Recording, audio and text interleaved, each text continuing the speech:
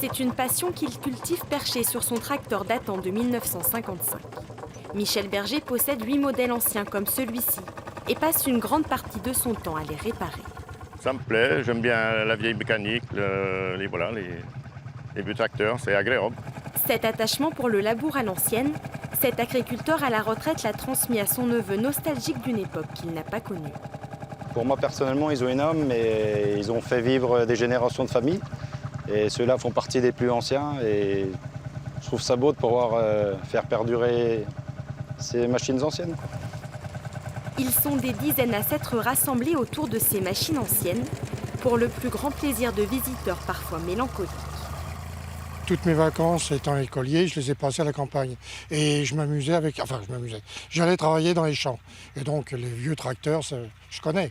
C'est quand même du matériel qui, malgré les années, tourne encore. Donc c'est important de montrer aux nouvelles générations, oui.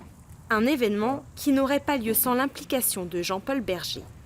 Tous ces tracteurs qui sont exposés, là, à partir de celui-là, qui est à cabine, là, tous ces tracteurs-là sont tous à moi. Voilà.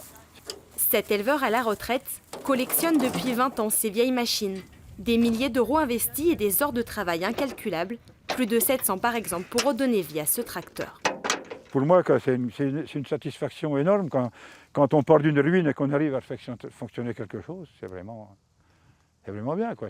En exposant sa collection, ce passionné espère toucher la nouvelle génération pour que ces vieilles machines, témoins de l'évolution des pratiques agricoles, ne tombent jamais dans l'oubli.